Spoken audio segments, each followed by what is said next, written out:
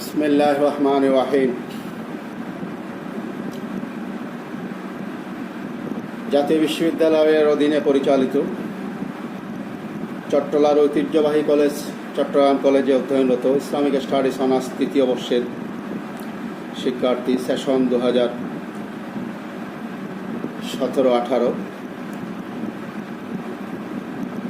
Course paper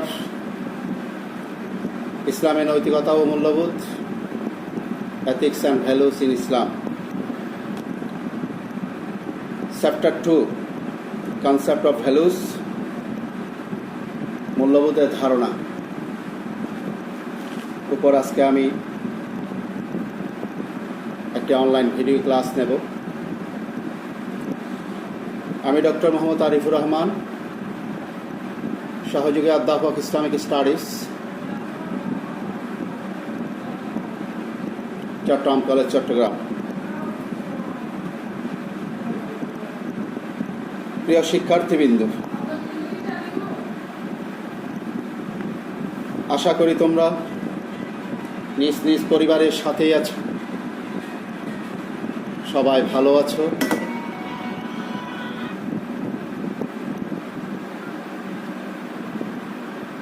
আলহামদুলিল্লাহ, আমিও ভালো আছি। অত্র কোর্স পেপার থেকে ইতিপূর্বে আমি তোমাদের কয়েকটি ক্লাস নিয়েছি। আশা করি তোমরা ক্লাসগুলো এনজয় করেছো। তোমরা অনেকে লাইক দিয়েছো, কমেন্ট করেছো।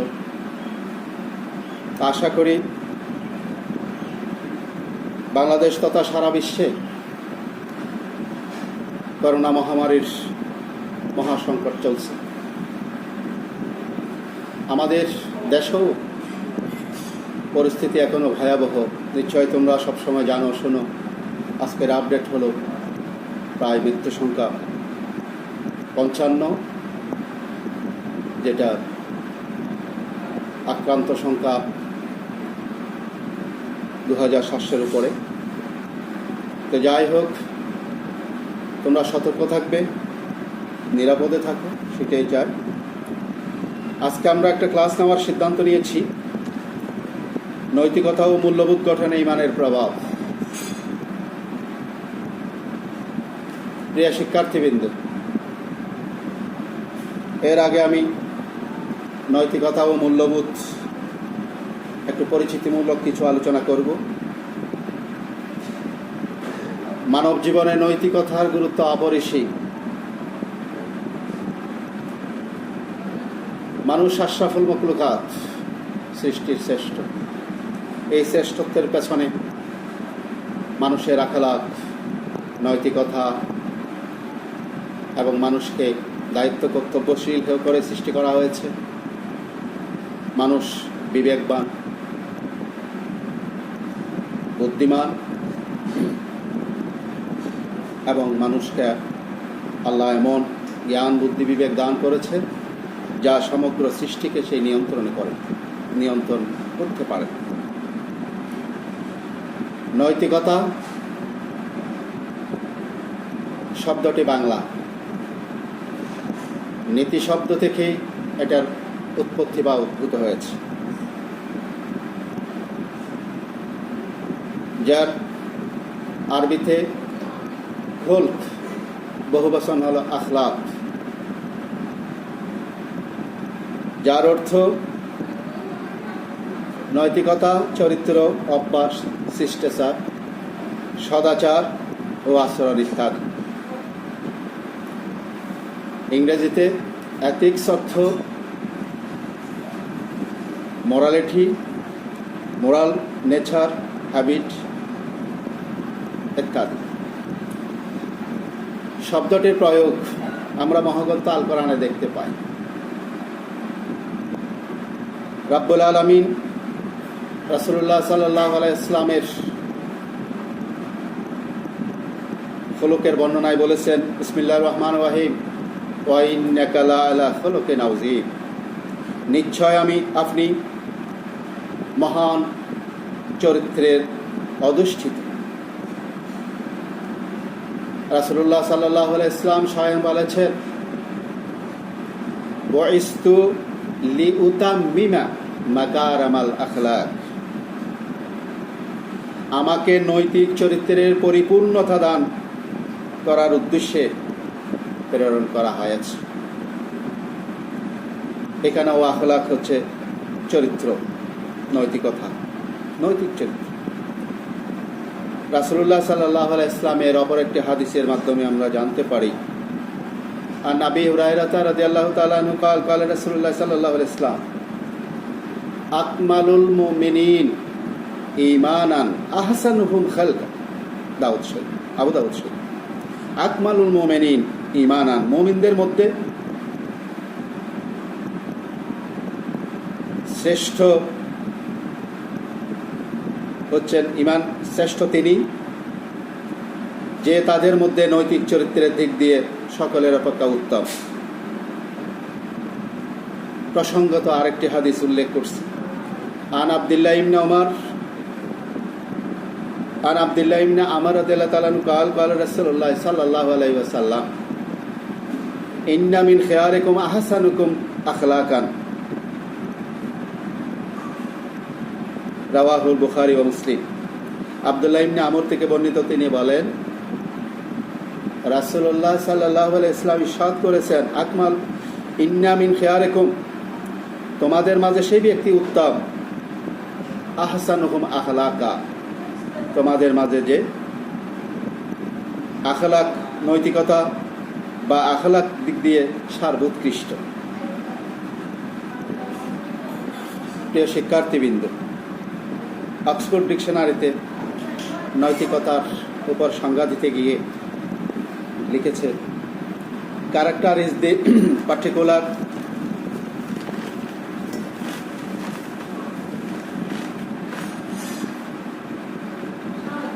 combination of qualities in a person that makes him different from others. It is such a quality which leads a man to be determined and able to bear difficulties. চরিত্র হচ্ছে একটি ব্যক্তির মধ্যে কিছু গুণাবলীর সমন্বয়, যা ওই ব্যক্তিকে অন্যদের থেকে আলাদা করে, পৃথক করে। এটি এমন একটি গুণ যা একজন ব্যক্তিকে আত্মনির্ভরশীল করে তোলে এবং দুর্যোগ মোকাবেলা করার জন্য সক্ষম করে তোলে।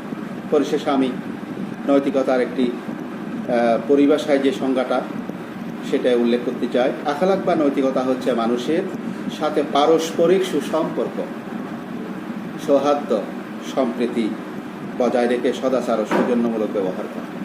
প্রিয় শিক্ষার্থীবৃন্দ, নৈতিকতা, এথিক্স, মোরালিটি বোঝানোর জন্য আমি কোরআন থেকে আয়াত, রাসূলুল্লাহ সাল্লাল্লাহু আলাইহি ওয়াসাল্লামের কয়েকটা হাদিস, অক্সফোর্ড ডিকশনারির যে সংজ্ঞা উপস্থাপন করেছি। এ থেকে পরিষ্কার হলো নৈতিকতা মানব জীবনে খুবই গুরুত্বপূর্ণ, আখলাক খুবই গুরুত্বপূর্ণ। এবং মানুষের মধ্যে শ্রেষ্ঠ মানুষ হলো যে আখলাক, যার আখলাক শ্রেষ্ঠ, এবং আখলাকের গুণে মানুষ শ্রেষ্ঠ হয়। তাই আমি এখন মূল্যবোধ বা ভ্যালুসের উপর কিছু আলোচনা করি। ভ্যালুস শব্দটির অর্থ মূল্য বা মূল্যবোধ, কথাটি বহু পরিচিত। আবার মূল্যের আক্ষরিক অর্থ হচ্ছে যোগ্যতা বা উৎকর্ষ। তাই আমরা ভ্যালুস বা মূল্যবোধ বলতে বুঝি একটি আদর্শ বা কাম্য বস্তুর কথাই আমরা বুঝে থাকি। প্রিয় শিক্ষার্থীবৃন্দ, ইসলামিক স্কলার, ফিলোসোফার এবং অনেক গবেষকরা ভ্যালুস বা মূল্যবোধের বিভিন্ন ব্যাখ্যা দিয়েছেন, সংজ্ঞা দিয়েছেন। মেটা স্পন্সার, মূল্যবোধ হল একটি মানদণ্ড যা আচরণের ভালো মন্দ বিচারের ক্ষেত্রে ব্যবহার করা হয়। আরেকটু পরিষ্কার করে বললে, মূল্যবোধ হলো মানুষের ইচ্ছা ও বিশ্বাসবোধের একটি প্রধান মানদণ্ড, যার আদর্শে মানুষের আচার ব্যবহার, রীতিনীতি, কার্যক্রম ইত্যাদি পরিচালিত, এবং যার মাধ্যমে সমাজে মানুষের কর্মকাণ্ডের ভালো মন্দ বিচার করা হয়। আমরা এও জানি মূল্যবোধের উৎপত্তি হয় ধর্মীয় বিশ্বাস ও জ্ঞান, মানুষের ধর্ম, দর্শন, ইতিহাস, ঐতিহ্য থেকেই আমরা এই মূল্যবোধ পেয়ে থাকি। প্রিয় শিক্ষার্থীবৃন্দ, মূল্যবোধ এটা আখলাকের সাথে এক সূত্রে গাঁথা। এথিক্স অ্যান্ড ভ্যালুস একটা আরেকটার সাথে এক অবিচ্ছেদ্যভাবে একটা আরেকটার পরিপূরক। তাই মানব জীবনে, মানুষের জীবনে নৈতিকতা এবং মূল্যবোধ অপরিহার্য। এটা মানুষের জীবনে দরকার আছে। তাই আমরা এই দুইটার আলোকে, আল কোরআনে আল্লাহ তাআলা বলেছেন, তাখলাকু বিআখলাকিল্লাহ, তোমরা আল্লাহর চরিত্রে চরিত্রবান হয়ে যাও। তাহলে এখানে আমরা বাস্তব জীবনে সততা, ন্যায় নীতি এবং নৈতিকতা, নীতিবোধ এগুলো আমাদের জানতে হবে, বুঝতে হবে, এগুলো অর্জন করতে হবে। আমরা মূল বিষয়ে আসি। নৈতিকতা ও মূল্যবোধ গঠনে ঈমানের প্রভাব।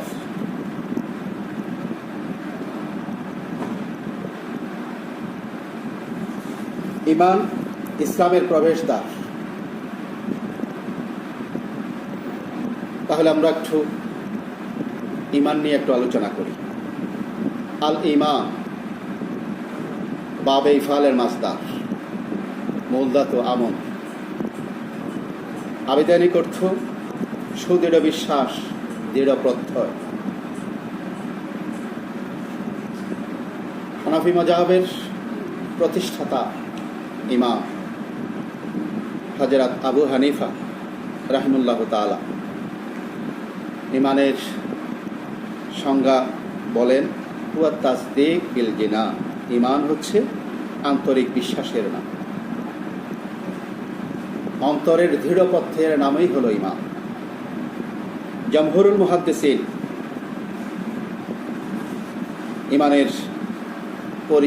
ঈমানের পরিচয় দিতে গিয়ে বলেন, ওয়া তাসদীক বিল জিনান ওয়া ইকরারু বিল লিসান ওয়াল আমালু বিল আরকান। ওয়া তাসদীক বিল জিনান, ঈমান অন্তরের দৃঢ় বিশ্বাস, এবং ইকরার বিল লিসান মৌখিক স্বীকৃতি। ইকরার হলো স্বীকৃতি, আর লিসান হলো জবান বা মৌখিক বলা। তাহলে মৌখিক স্বীকৃতি, ওয়াল আমালু বিল আরকান, ইসলামের আরকান সমূহ কার্যকর করা। প্রিয় শিক্ষার্থী, জমহুরুল মুহাদ্দিসিনের ঈমান বিষয়ে এই সংজ্ঞা থেকে আমরা তিনটা জিনিস পরিষ্কার হয়ে গেল, যে ঈমানের জন্য তাসদীক বিল জিনান, ইকরার বিল লিসান, আমালু বিল আরকান অপরিহার্য। আর ইমাম আবু হানিফা যেটা ঈমান নিয়ে আরও কিছু বিস্তারিত আলোচনা আছে, ঈমান মুরাক্কাব এবং বসিত দিয়ে, আমরা সেদিকে যাচ্ছি না। তোমরা ছাত্র মক্তব থেকে যে ঈমান বলতে ঈমানের সপ্ত বিষয়ের 60টি বিষয়ের উপর বিশ্বাস স্থাপনকে তোমরা ঈমান জেনে আসছো, আমরা ঈমান জেনে আসছি। যেমন ঈমানে মুফাসসালের মাধ্যমে সেটা আমরা জানতে পারি। আমানতু বিল্লাহ, ঈমান আনলাম আল্লাহর উপর, ওয়া মালাইকাতিহি, আল্লাহর ফেরেশতাদের উপর, ওয়া কুতুবিহি, আল্লাহর আসমানি গ্রন্থসমূহের উপর, ওয়া রুসুলিহি, আল্লাহ তাআলা যত রসুল প্রেরণ করেছেন সমস্ত নবী রসুলের উপর, ওয়াল ইয়াউমিল আখির, আখিরাত দিবসের উপর, ওয়াল কাদরি খাইরিহি ওয়া শাররিহি, তাকদীরের ভালো মন্দের উপর, ওয়াল বাসি বাদাল মাউত, মৃত্যুর পরে পুনরুত্থানের উপর। আমরা এই ঈমান মুফাসসিলের মাধ্যমে 60টি বিষয়ের উল্লেখ পেলাম। এই 60টা বিষয়ের উপর আমাদের বিশ্বাস স্থাপন হচ্ছে আমাদের ঈমান। প্রিয় শিক্ষার্থী, হাদিসে জিবরিল মাধ্যমে আমরা এই ঈমান সম্পর্কে একটু জানতে পারি। একদা হযরত জিবরাইল আলাইহিস সালাম রাসূলুল্লাহ সাল্লাল্লাহু আলাইহি ওয়াসাল্লামের কাছে আগমন করলেন এবং বিভিন্ন প্রশ্নের মধ্যে ঈমান সম্পর্কেও একটি প্রশ্ন করেছিলেন, মাল ঈমান। ফাতাহু জিবরাইল ফাকাল মাল ঈমান। জিবরাইল আলাইহিস সালাম আসলেন, রাসূলের কাছে ঈমান সম্পর্কে জিজ্ঞাসা করলেন, মাল ঈমান, ঈমান। قال রাসূলুল্লাহ সাল্লাল্লাহু আলাইহি ওয়াসাল্লাম, আল ঈমান ওয়া তুমিনা বিল্লাহ ওয়া মালাইকাতিহি ওয়া কুতুবিহি ওয়া বিলিকাইহি। ঈমান হচ্ছে আল্লাহর উপর বিশ্বাস স্থাপন করা, ফেরেশতাদের উপর বিশ্বাস স্থাপন, আসমানি গ্রন্থসমূহের বিশ্বাস স্থাপন এবং আল্লাহর সাথে সাক্ষাতের বিশ্বাস স্থাপন, নবী রাসূলের উপর বিশ্বাস স্থাপন, পুনরুত্থানের উপর বিশ্বাস স্থাপন। এখানে আল্লাহর সাথে সাক্ষাতের প্রতি যে বিশ্বাস, সেটাও ঈমানের এই বিশ্বাসের অন্তর্ভুক্ত হয়েছে। প্রিয় শিক্ষার্থী, ঈমান সম্পর্কে আমাদের একটু ধারণা হলো যে ঈমান এইসব বিষয়ের উপর যে ঈমান আনলে সে মুমিন হয়। তাহলে বোঝার জন্য পক্ষান্তরে ইসলাম একটা হাদিসের মাধ্যমে আমরা ইসলাম সম্পর্কে স্পষ্টভাবে জানতে পারি। কালা রাসূলুল্লাহ সাল্লাল্লাহু আলাইহি ওয়াসাল্লাম, বুনিয়াল ইসলামু আলা খামস। ইসলাম 5টি স্তম্ভের উপর স্থাপিত। শাহাদাতান লা ইলাহা ইল্লাল্লাহ, এই সাক্ষ্য দেওয়া আল্লাহ ছাড়া কোনো মাবুদ নাই। আশহাদু আন্না মুহাম্মাদান আবদুহু ওয়া রাসূলুহু, আমি আরও সাক্ষ্য দিচ্ছি মুহাম্মদ সাল্লাল্লাহু আলাইহি ওয়াসাল্লাম আল্লাহর প্রেরিত রাসূল ও বান্দা। ওয়া ইকামিস সালাত ওয়া ইতাইজ যাকাত ওয়া সাওমে রমজান, নামাজ কায়েম করা, রমজান মাসে রোজা পালন করা, সামর্থ্য থাকলে হজ পালন করা। তাহলে এই ইসলামের ফাউন্ডেশন, পিলার্স অফ ইসলাম, এই যে 5টি, এই 5টি থাকলে সেই ইসলাম, সেই মুমিন মুসলিম। আর ঈমানের মাধ্যমে, আর ইসলামের প্রবেশদ্বার হলো ঈমান। তাহলে ঈমান আগে, ইসলাম পরে। আর ইসলামে ঢোকার জন্য প্রথম তাকে ঈমানদার হতে হবে, ঈমান আনতে হবে, মুমিন হতে হবে। প্রিয় শিক্ষার্থী, ঈমান ও ইসলাম এর আগে নৈতিকতা ও মূল্যবোধ সম্পর্কে আমরা কিছু ধারণা পেলাম। এবার ঈমান মানুষকে পরিচালনা করে। একজন ঈমানদারের জন্য সবচেয়ে গুরুত্বপূর্ণ হলো তার ঈমান। যখন কোনো বান্দার মধ্যে, কোনো ব্যক্তির মধ্যে যখন ঈমান থাকে, তখন তার ওই ঈমানেই তাকে পরিচালিত করে। আর ঈমানের মাপকাঠি হিসেবে আমরা রাসূলুল্লাহ সাল্লাল্লাহু আলাইহি ওয়াসাল্লামের একটি হাদিসের মাধ্যমে জানতে পারি। হাদিসটি হলো আনিল আব্বাস ইবনে আব্দুল মুত্তালিব আন্নাহু সামিআ রাসূলুল্লাহ সাল্লাল্লাহু আলাইহি ওয়াসাল্লাম ইয়াকুল, জাকাতু আমাল ঈমান মান রাদিয়া বিল্লাহি রাব্বান ওয়া বিল ইসলামি দীনান ওয়া বি মুহাম্মাদিন রাসূলা। আব্বাস ইবনে আব্দুল মুত্তালিব থেকে বর্ণিত, তিনি বলেন, আমি রাসূলুল্লাহ সাল্লাল্লাহু আলাইহি ওয়াসাল্লামকে বলতে শুনেছি, তিনি বলেন, জাকাত আমাল ঈমান, যে ব্যক্তি আল্লাহকে রব হিসাবে, ইসলামকে ধর্ম হিসাবে এবং হযরত মুহাম্মদ সাল্লাল্লাহু আলাইহি ওয়াসাল্লামকে রাসূল হিসাবে পেয়ে সন্তুষ্ট, সেই ব্যক্তি ঈমানের স্বাদ লাভ করেছে। তাহলে যে ব্যক্তি এই 3টা জিনিসের উপর, 3টি জিনিস যার মধ্যে থাকবে, সেই ঈমানের স্বাদ পাবে এবং সেই ঈমান তাকে পরিচালিত করবে। আমরা আল্লাহর কাছে সদা প্রার্থনা করি, ইহদিনাস সিরাতাল মুস্তাকিম, হে আল্লাহ আমাদেরকে সিরাতুল মুস্তাকিমের উপর পরিচালনা করুন এবং সহজ সরল এই পথে আমরা চলতে চাই। তাহলে ঈমানের বলিয়ান হয়ে এবং সিরাতুল মুস্তাকিমের উপর সে পরিচালিত হবে, ঈমানেই তাকে সিরাতুল মুস্তাকিমের উপর পরিচালিত করবে। প্রিয় শিক্ষার্থী, যার মধ্যে ঈমান থাকবে সেই কুফরি ফাসিকি আমলেশ্বর থেকে বিরত থাকবে। যার মধ্যে ঈমান আছে সেই অন্তরের কুপবৃত্তিকে এবং শয়তানি আমল থেকে সেই দূরে থাকার নিজেকে বাঁচিয়ে রাখবে এবং আমলে সালেহ করবে।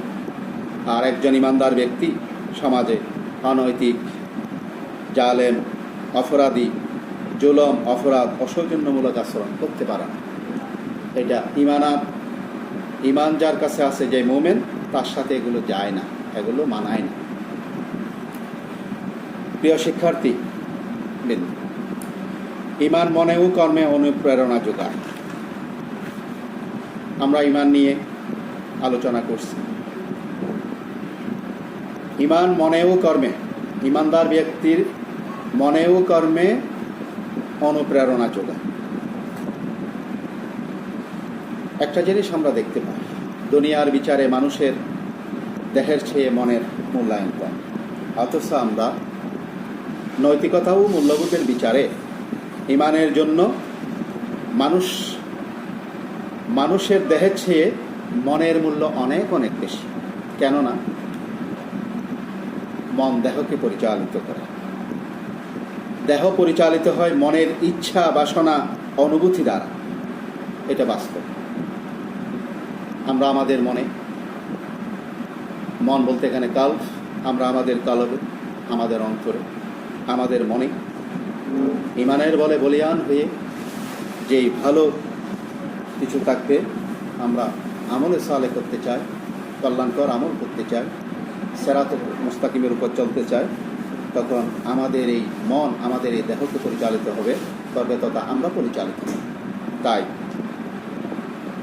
এই মনোজগৎ সকল কর্মচেষ্টার মূল কেন্দ্র বা ভিত্তি পরিষ্কার হয়ে গেল।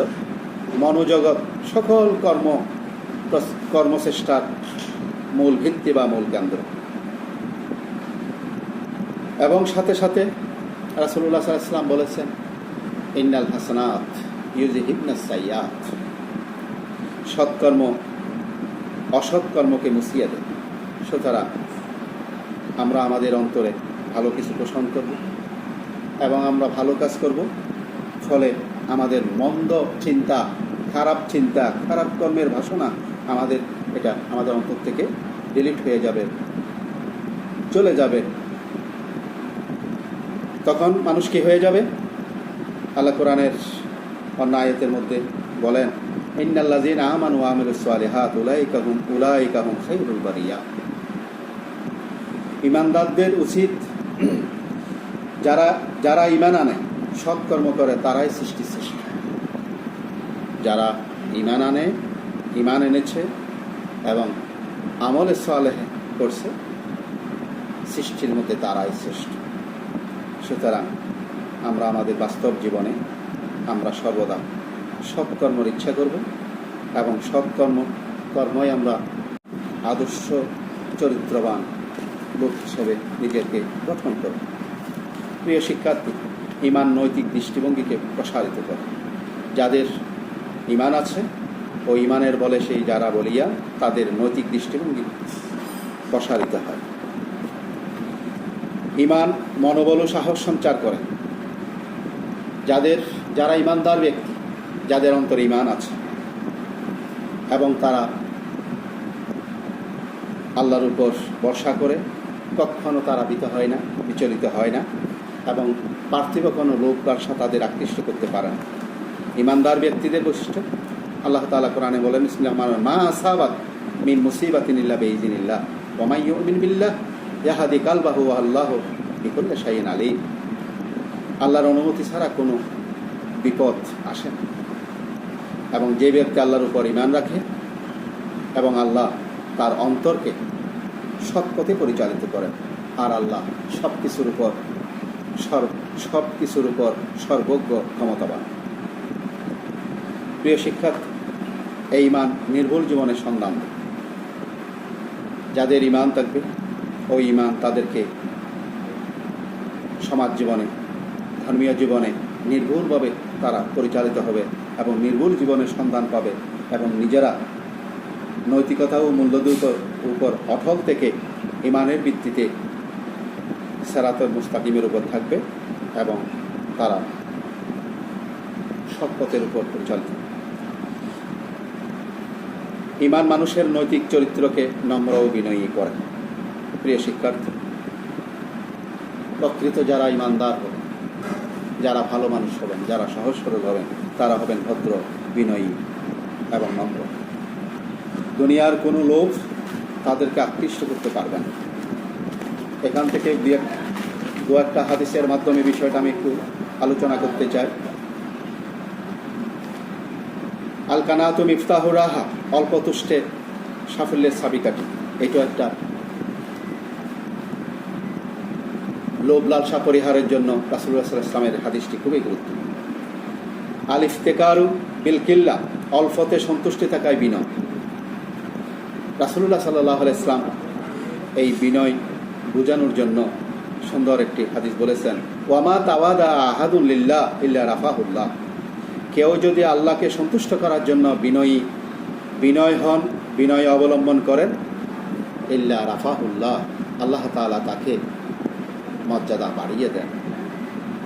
আমরা এই বিনয়ী নরম প্রকৃতির লোকদের ব্যাপারে আল্লাহ তাআলা কোরআনের মধ্যে বলেছেন, বিসমিল্লাহির রহমানির রহিম, ওয়া ইবাদুর রহমান আল্লাযীনা ইয়ামশুনা আলাল আরদি হাওনা। দয়াময় আল্লাহ তাআলা খাস বান্দা তারাই যারা পৃথিবীতে বিনয়ের সাথে চলাফেরা করে। সূরা ফুরকান আয়াত 63। পরিশেষে যারা ভদ্র, যারা মুমিন, তারা হবেন ভদ্র, তারা হবেন বিনয়ী। এই প্রসঙ্গে রাসূলুল্লাহ সাল্লাল্লাহু আলাইহি ওয়াসাল্লামের আরেকটি হাদিস আমি বলতে চাই। বলে রাসূলুল্লাহ সাল্লাল্লাহু আলাইহি ওয়াসাল্লাম, আল মুমিনু গিররুন কারীম ওয়াল ফাজিরু খাব্বুন লাইন। মুমিন ব্যক্তি হবেন সরল, ভদ্র এবং নম্র প্রকৃতির। ওয়াল ফাজিরু খাব্বুন লাইন, ফাজের পাপী অপরাধী হবেন খাব্বুন লাইন, সে প্রতারক ও নিচু প্রকৃতির। প্রিয় শিক্ষার্থী, উপরে উল্লেখিত আল কোরআনের কয়েকটা আয়াত এবং রাসূলুল্লাহ সাল্লাল্লাহু আলাইহি ওয়াসাল্লামের কিছু হাদিস থেকে তোমাদের সামনে বিষয়টি স্পষ্ট হয়েছে। প্রকৃত মুমিন হবে বিনয়ী, ভদ্র, নম্র এবং আল্লাহ তাআলা স্বয়ং নম্র ও কোমল প্রকৃতির, কোমল। তাই আল্লাহ তাআলা প্রত্যেকটি কাজে নম্রতাকে পছন্দ করেন এবং বিনয়ী ব্যক্তিকে আল্লাহ প্রিয় বান্দা হিসেবে পছন্দ করেন। সমাজেও ওই ব্যক্তি পছন্দনীয়। আর যারা প্রকৃত বিনয়ী ও অমায়িক, মানুষের কাছে তাদের গ্রহণযোগ্যতা বেশি এবং তাদের শত্রুও কম। সৎ, চরিত্রবান, কর্মনিষ্ঠ, ন্যায়নিষ্ঠ মানুষেরা সাধারণত বিনয়ী ভদ্র হয়। প্রিয় শিক্ষার্থী, কোরআনে হাদিসের এসব আয়াত আর হাদিস থেকে স্পষ্ট হলো আমরা আমাদের বাস্তব জীবনে তোমাদেরকে বিনয়ী হতে হবে, ভদ্র হতে হবে, নম্র হতে হবে এবং কোমল স্বভাবের হতে হবে। তাতে করে তোমরা তোমাদের জীবনে প্রতিষ্ঠিত হবে, তোমাদেরকে মানুষ পছন্দ করবে, তোমাদের শত্রুও থাকবে না। তাই ইমানের মাধ্যমে এটা সম্ভব। বহুত্ববাদের প্রতি অনাস্থা। প্রিয় শিক্ষার্থী, যে ব্যক্তি সপ্ত বিষয়ের উপর ঈমান আনবে, ঈমানের সংজ্ঞা থেকে আমরা দেখেছি এক আল্লাহর উপর ঈমান। সূরা ইখলাসের মধ্যে সে আল্লাহর পরিচয় রয়েছে এবং মহাগ্রন্থ আল কোরআনের বিভিন্ন জায়গায় আল্লাহর পরিচিতি দিয়েছেন। হুয়াল্লাহুল খালিকুল বারিউল মুসাব্বিরুল লাহু, হুয়াল্লাহুল্লাযী লা ইলাহা ইল্লা হুয়া আলিমুল গায়বি ওয়াশ শাহাদা, আলিমুল গায়বি ওয়াশ শাহাদাতু শাহাদা ইলা আখির। এবং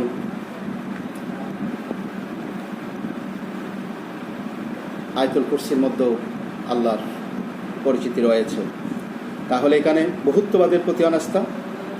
একটা আয়াতের মধ্যে আল্লাহ বলেন, বিসমিল্লাহির রহমানির রহিম, লাউ কানা ফীহিমা আলিহাতুন ইল্লাল্লাহু লা ফাসাদাতা। নবমণ্ডল ও ভূমণ্ডলে একাধিক ইলা থাকত, তাহলে সব ধ্বংস হয়ে যেত। এই আয়াতটুকুই আমাদের কাছে স্পষ্ট করে দেয়, আমাদের কাছে পরিষ্কার এই কথাই আমরা জানতে পারি, এই পৃথিবীর মধ্যে একাধিক ইলার অস্তিত্ব থাকতে পারে না, হতে পারে না, হলে তা ধ্বংসই হয়ে যেত। প্রিয় শিক্ষার্থী, যুক্তি হিসেবে বলা যায়, যারা আল্লাহর সাথে শরিক করে, যারা ইলার সাথে শরিক করে এবং যারা অনেক ইলার অস্তিত্বকে স্বীকার করে তারা মুশরিক। আমরা এই শিরিক থেকে মুক্ত। আমরা এক আল্লাহকে, এক অদ্বিতীয় আল্লাহকে আমরা স্বীকার করি, আমরা ঈমান এনেছি। আল্লাহ বলেন, আন্নামা ইলাহুকুম ইলাহুন ওয়াহিদ, নিশ্চয় তোমাদের ইলাহ এক। আমরা এক ইলার উপরে ঈমান এনেছি। এক ইলাই এই পৃথিবী সৃষ্টি, ধ্বংস এবং পুনরায় সব কিছু এক ইলার মাধ্যমেই সব কিছু হচ্ছে। প্রিয় শিক্ষার্থী, নৈতিকতা ও মূল্যবোধ প্রতিষ্ঠায় আল কোরআনে নবী রাসূল কিছু ব্যক্তিত্বের কথা আলোচনা এসেছে। মহাগ্রন্থ আল কোরআনে 25 জন নবী রাসূলের কথা উল্লেখ আছে। এমনি রাসূলুল্লাহ সাল্লাল্লাহু আলাইহি ওয়াসাল্লামের হাদিসের মাধ্যমে আমরা 1,24,000 বা 3,36,000 নবী রাসূলের কথা শুনি। তন্মধ্যে 4 জন শ্রেষ্ঠ, এবং আসমানি গ্রন্থ হিসাবে 104টি, তন্মধ্যে 4টি শ্রেষ্ঠ গ্রন্থের কথা, তাওরাত, ইনজিল এবং আল কোরআন, এই জবুর, এগুলোর কথা আমরা শুনি। এখন নবী রাসূলরা হলেন আল্লাহর শ্রেষ্ঠ বান্দা এবং শ্রেষ্ঠ সৃষ্টি। তাদের মাধ্যমে এই যুগে যুগে কালে কালে মানুষের কাছে পাঠিয়েছেন এবং মানুষদেরকে আল্লাহর দিকে আহ্বান করেছেন, এবং কলেমার বাণী তাদের কাছে পৌঁছিয়েছেন এবং কলেমার দিকে তাদেরকে আহ্বান করেছেন বাস্তব জীবনে। এবং আল্লাহ যে স্রষ্টা, এই পৃথিবী যে ক্ষণস্থায়ী এবং এই পৃথিবী যে ধ্বংস হয়ে যাবে এবং মানুষের হাসন যা হবে, এগুলো নবী রাসূলদের মাধ্যমে সৎ পথে চলার জন্য, পরিচালিত হওয়ার জন্য করেছেন। কিছু নবী, কয়েকজন নবীর ব্যক্তিত্ব সম্পর্কে, তাদের ব্যক্তিত্ব স্বভাব প্রকৃতি সম্পর্কে বর্ণনা বলা যায়।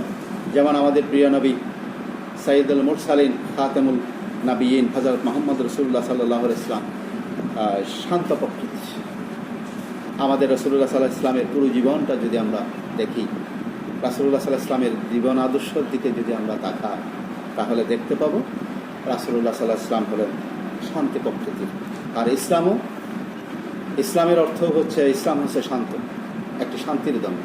এই শান্তির ধর্মের যিনি প্রতিষ্ঠাতা, এই শান্তির ধর্মের যিনি প্রবর্তক, তার স্বভাব প্রকৃতি হচ্ছে শান্ত প্রকৃতি। অপরদিকে আমরা হযরত মূসা আলাইহিস সালামের প্রকৃতি হচ্ছে একটু চঞ্চল প্রকৃতির। যেমন আমরা একটা ঘটনা দেখতে পাই, হযরত মূসা আলাইহিস সালাম একবার শহরের উদ্দেশ্যে বের হলেন। উনি চলতে চলতে দেখলেন 2 জন লোকের মধ্যে ঝগড়া চলছে, এবং ওই 2 জন লোকের মধ্যে একজন হলেন হযরত মূসা আলাইহিস সালামের সম্প্রদায়ের এবং মূসা আলাইহিস সালামের অনুসারী। তখন ওই লোকটি সাহায্য চেয়ে বসলেন, এবং হযরত সাইয়েদনা মূসা আলাইহিস সালাম দৌড়ে গিয়ে যে শত্রু যার সাথে ঝগড়া হচ্ছে তাকে আঘাত করলেন, ফলে সে মারা গেল। এবং হযরত মূসা আলাইহিস সালামের আরও বিভিন্ন কর্মকাণ্ডের মাধ্যমে দেখা যায় হযরত মূসা আলাইহিস সালাম চঞ্চল প্রকৃতির ছিলেন। যেমন আমরা আরেকটা ঘটনা উদাহরণ হিসেবে বলতে পারি, যখন হযরত মূসা আলাইহিস সালাম তার কিছু অনুসারীদেরকে নিয়ে তুর পর্বতে গেলেন এবং সেখানে এই হযরত মূসা আলাইহিস সালামকে রেখে গেলেন এবং তাদেরকে দেখাশোনা করার জন্য, উম্মতদেরকে দেখাশোনা করার জন্য। হযরত সাইয়েদনা মূসা আলাইহিস সালাম তুর পর্বত থেকে তাওরাত কিতাব নিয়ে যখন আসলেন, তখন দেখতে পেলেন অনেকেই প্রায় তার অনুসারীদের প্রায় গোবাছুর পূজায় লিপ্ত হয়ে গেলেন। তখন তিনি তার বড় ভাই হযরত হারুন আলাইহিস সালামের উপর কথার মধ্যে একটু চঞ্চলতা ভাব দেখিয়েছেন, এবং সেই দিক থেকে আমরা জানতে পারি হযরত মূসা আলাইহিস সালাম ছিলেন একটু চঞ্চল প্রকৃতির। হযরত সাইয়েদনা ইব্রাহিম আলাইহিস সালাম উনি কোমল হৃদয় ও সহনশীল প্রকৃতির অধিকারী ছিলেন। আমরা জানি হযরত সাইয়েদনা ইব্রাহিম আলাইহিস সালাম নিজের পিতা আজরকে এই মূর্তি পূজার থেকে বা পূর্বে যে দিনের উপর আছেন তা থেকে সরে এক আল্লাহর ইবাদত করার কথা বলেছিলেন, এক আল্লাহকে স্বীকার, এক আল্লাহর উপর ঈমানের কথা।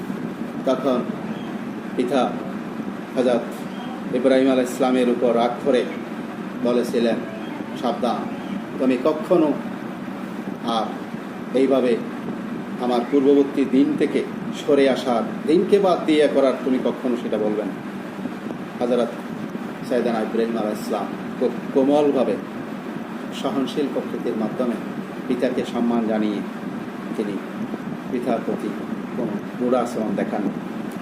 হযরত ইউসুফ আলাইহিস সালাম জ্ঞান, বিজ্ঞ ও শাসক প্রকৃতির ছিলেন। হযরত ইউসুফ আলাইহিস সালাম হযরত ইব্রাহিম আলাইহিস সালামের বনী ইসরায়েলের 12 জন সন্তানের মধ্যে হযরত ইউসুফ আলাইহিস সালাম তার অন্য ভাইদের মধ্যে অনেক লম্বা চওড়া কাহিনী, অনেক ঘটনা আছে, আমরা সেদিকে যাব না। ইউসুফ আলাইহিস সালাম জ্ঞান, বিজ্ঞ ও শাসক প্রকৃতির ছিলেন। তার একটি ঘটনাই শুধু বলতে চাই। হযরত ইউসুফ আলাইহিস সালাম মিশরে বাদশা ছিলেন তখন আজিজ, তার স্ত্রী হলো সম্রাজ্ঞী হলো জুলেখা, এবং ইউসুফ আলাইহিস সালামের প্রতি জুলেখার আসক্তি এবং তাকে ক্ষুমতলবে তাকে বসাতে চেয়েছিলেন। হযরত ইউসুফ আলাইহিস সালাম দৃঢ়তার সাথে, প্রত্যয়ের সাথে সেটা প্রত্যাখ্যান করলেন এবং নিজের সম্ভ্রমকে, নিজেকে এবং নিজের চরিত্রকে পূর্ণাঙ্গভাবে রক্ষা করেছেন, এবং পরবর্তীতে বিভিন্ন আয়াতের মাধ্যমেও সেটা হয়েছে। ফলে বাদশাহ আজিজ ইউসুফ আলাইহিস সালামের প্রতি খুব বিশ্বস্ত লোক হিসেবে গ্রহণ করলেন। তখন হযরত ইউসুফ আলাইহিস সালাম বলেছিলেন, আপনি ধনভাণ্ডারের যদি আমাকে দায়িত্ব দেন, তাহলে আমি আমার জ্ঞান, অভিজ্ঞতা এবং আমি আমার বিশ্বস্ততার সাথে পরিচালনা করব। বাদশাহ আজিজ হযরত ইউসুফ আলাইহিস সালামকে ধনভাণ্ডারের কোষাগারের তত্ত্বাবধায়ক করেছিলেন, সেই সুবাদে তিনি তা প্রমাণ করেছেন। হযরত সুলাইমান আলাইহিস সালাম আল্লাহর এই পৃথিবীর প্রায় জগতের তাকে বাদশাহী দিয়েছিলেন, এবং হযরত সুলাইমান আলাইহিস সালাম বিচক্ষণ প্রকৃতির ছিলেন। তার বিচক্ষণতার মধ্য দিয়ে আল্লাহর এই বিভিন্ন সৃষ্টি তিনি কথা বুঝতেন এবং সে আচরণ বুঝতেন, তাদের সাথে সেভাবে করেছেন। প্রিয় শিক্ষার্থী, হযরত লোকমান আলাইহিস সালাম ছিলেন দরদী পিতা, এবং হযরত লোকমান আলাইহিস সালাম তার বৎস, তার সন্তানদেরকে ওসিয়ত এবং সুন্দর সুন্দর উপদেশ দিয়েছিলেন। একজন দরদী পিতা হিসেবে সন্তানদের কিভাবে তাদের বাস্তব জীবনে পরিচালিত হবেন এবং তাদেরকে সুন্দর সুন্দর ওসিয়ত করেছিলেন।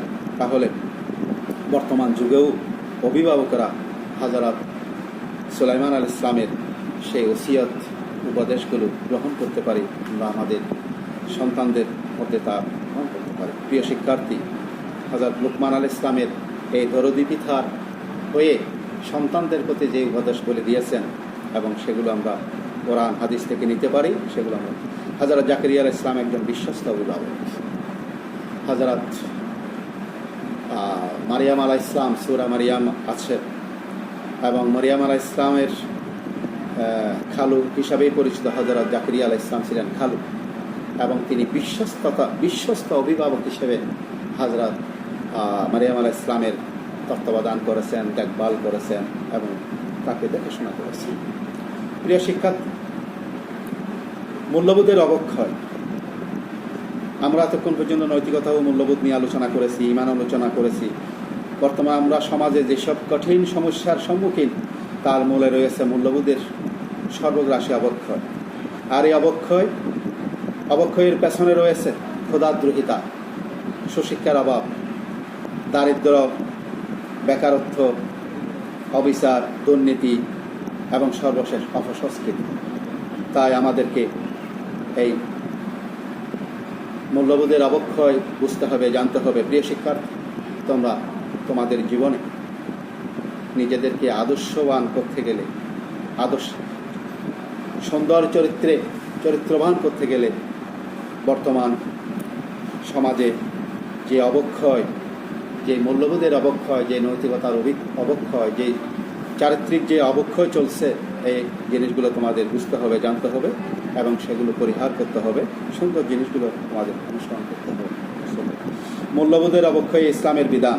এক, আল্লাহর একত্ববাদের চেতনায় উজ্জীবিত হওয়া, ইনসাফ প্রতিষ্ঠা করা, সুশিক্ষা প্রবর্তন, সৎ নেতৃত্ব ও আইনের শাসন প্রতিষ্ঠা, মানুষের মৌলিক চাহিদা পূরণ, সাংস্কৃতিক নৈরাজ্য বন্ধ করা এবং জাতীয় ঐক্য প্রতিষ্ঠা করা। এখানে আমাদের রাষ্ট্রেরও দায়িত্ব রয়েছে আমাদের দেশে যুবকরা যাতে মূল্যবোধের অবক্ষয়ের নিজেদের জীবনকে নষ্ট না করে এবং সেগুলো থেকে বাঁচার জন্য এই রাষ্ট্রীয়ভাবে অনেক দায়িত্ব রয়েছে যাতে সমাজে ইনসাফ প্রতিষ্ঠা করা হয়। সুতরাং তোমাদেরকে প্রিয় শিক্ষার্থী, এই মূল্যবোধের অবক্ষয়ে ইসলামের যে বিধানগুলো রয়েছে এগুলো তোমাদের করতে হবে, জানতে হবে, বুঝতে হবে এবং তোমাদের জীবনে তা বাস্তবায়ন করতে হবে এবং সমাজে তা প্রতিষ্ঠা করার জন্য তোমাদের ভূমিকা রাখতে হবে। ইনসাফ প্রতিষ্ঠা করার ব্যাপারে, ন্যায় নীতি প্রতিষ্ঠার ব্যাপারে তোমাদের ভূমিকা থাকতে হবে এবং সৎ নেতৃত্ব ও আইনের শাসন প্রতিষ্ঠার ক্ষেত্রে তোমাদের ভূমিকা রাখতে হবে। প্রিয় শিক্ষার্থী, আজকের এই নৈতিকতা ও মূল্যবোধ পরিচিতি, নৈতিকতা ও মূল্যবোধ গঠনে ইমানের প্রভাব নিয়ে এতক্ষণ পর্যন্ত তোমাদের সাথে ক্লাস আলোচনা করলাম, ক্লাস উপস্থাপন করলাম। আশা করি তোমরা এই ক্লাসটা এনজয় করবে এবং তোমরা বাস্তব জীবনে নৈতিকতা, মূল্যবোধ এবং ইমানের নৈতিকতা ও মূল্যবোধের ক্ষেত্রে ইমানের প্রভাব এগুলো বুঝবে। আর সাথে সাথে আমি তোমাদেরকে পরামর্শ দেব, এথিক্স অ্যান্ড ভ্যালুসের যেই কোর্স পেপার রয়েছে সেই চ্যাপ্টারটি তোমরা পূর্ণ পড়ে নেবে।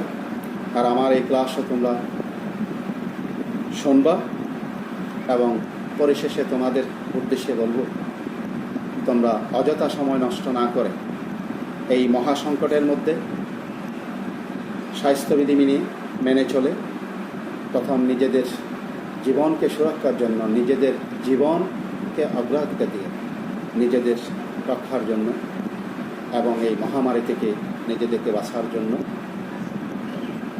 স্বাস্থ্যবিধির যা নির্দেশনা তা পূর্ণভাবে মানবে এবং প্রয়োজনে নিজের পরিবারে, সমাজে, এলাকায়, আত্মীয় স্বজনের ক্ষেত্রেও সেগুলো বলবে। তাই পরিশেষে তোমাদের ভবিষ্যৎ উন্নতি কামনা করছি এবং এই করোনা মহামারীর থেকে আমাদের সকলকে আল্লাহ হেফাজত করুন, আমাদের শিক্ষার্থীদেরকে হেফাজত করুন এবং নিশ্চয় তোমরা শুনেছ আমাদের বিভাগীয় প্রধান প্রফেসর মোহাম্মদ আবুল বাশার ভূঁইয়া স্যার অসুস্থ। তোমরা স্যারের জন্য দোয়া করবে এবং স্যার স্যার চিকিৎসার জন্য ঢাকায় আছেন, তবে কোভিড-19 নয়, উনি অন্য একটা রোগ, খাদ্যনালীর সমস্যা নিয়েই অসুস্থ। তাই তোমাদের সকলকে স্যারের জন্য দোয়া করার জন্য বলবো এবং পরিশেষে তোমরা তোমাদের পরিবার সহ তোমরা সুস্থ থাকবে, আমাদের জন্য দোয়া করবে। আল্লাহ হাফেজ।